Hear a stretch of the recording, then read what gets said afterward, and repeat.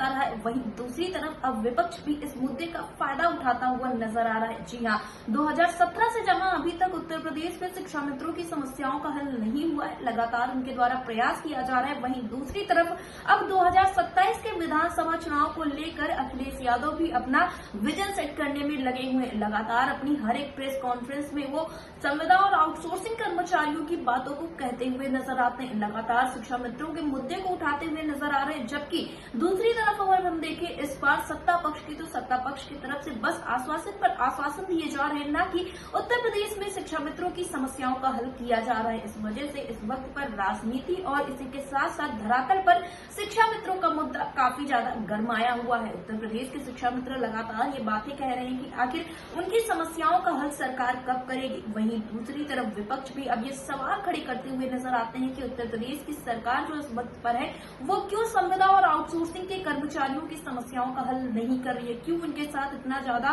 भेदभाव किया जा रहा है, या यूं कहें कि क्यों उनके साथ इतनी ज्यादा निरंकुशता बरती जा रही है। लगातार उत्तर प्रदेश के शिक्षा मित्रों ने संघर्ष किया, लगातार इनके द्वारा आंदोलन किए गए, लेकिन फिर भी सरकार की तरफ से कोई कदम नहीं उठाया गया, जिस वजह से नाराजगी तो व्यक्त थी ही शिक्षा मित्रों के बीच में। लेकिन इस तरह से जब बार बार उन्हें आश्वासन मिले तो उनकी उम्मीदें भी बढ़ती गई और वक्त के साथ साथ उनकी उम्मीदें भी टूटती हुई चली गई। और यही कारण रहा है कि उत्तर प्रदेश में इस वक्त पर भारतीय जनता पार्टी के ऊपर से धीरे धीरे शिक्षा मित्रों का विश्वास उठता हुआ चला जा रहा है। लेकिन फिर भी मुख्यमंत्री योगी आदित्यनाथ उम्मीद के एक कड़ी बांधे हुए हैं, क्योंकि लगातार उनके द्वारा कहा जा रहा है कि आने वाले वक्त में उत्तर प्रदेश के शिक्षा मित्रों की समस्याओं का हल कर दिया जाएगा। जैसा कि हाल फिलहाल में एक बैठक होती है, एमएलसी श्रीचंद शर्मा भी मुख्यमंत्री योगी आदित्यनाथ से मुलाकात करते हैं, तब उनके द्वारा ये कहा जाता है कि आशा, आंगनबाड़ी, रसोइया और शिक्षा मित्र अनुदेशकों की समस्याएं जरूर हल की जाएंगी, बस थोड़ा सा इंतजार और करना पड़ेगा। और जब ये बातें धरातल पर आती है, यूं कहें कि जब ये खबरें निकलकर सामने आती है, तो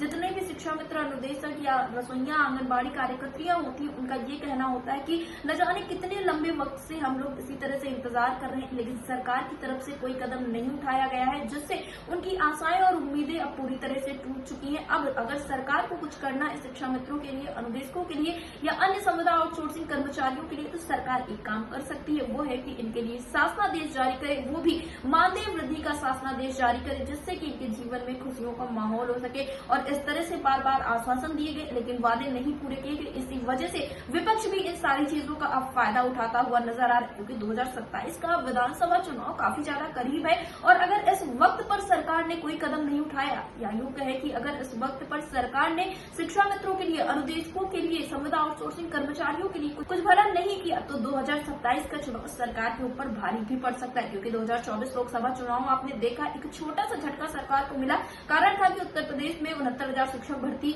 लंबे समय से अटकी हुई है। इसी के साथ संविदा आउटसोर्सिंग के कर्मचारी अपनी मांगों को लेकर सरकार से गुहार लगा रहे हैं, और इन सारी चीजों को लेकर सरकार की तरफ से कोई कदम नहीं उठाया गया। और इसी का एक छोटा सा झटका इन सभी कर्मचारियों के द्वारा, शिक्षक अभ्यर्थियों के द्वारा दिया गया है सरकार को। और अगर 2027 के चुनाव के पहले इन सारे मुद्दों का निस्तारण नहीं होता है, या योग है कि इनका हल नहीं होता है, तो सरकार को एक बड़ा झटका देखने को मिल सकता है। फिलहाल आपको क्या लगता है, जो इस वक्त पर विपक्ष के द्वारा बातें कही जा रही है, सत्ता पक्ष के द्वारा कदम नहीं उठाए जा रहे, इन सारी चीजों से भारतीय जनता पार्टी के ऊपर चुनाव के दौरान कोई असर पड़ सकता है, या फिर शिक्षा मित्र अभी उनसे कदम से कदम मिलाते हुए नजर आएंगे, क्योंकि सरकार लगातार वादे कर रही है कि समस्याओं का हल जरूर किया जाएगा? हमें कमेंट बॉक्स में जरूर बताएं।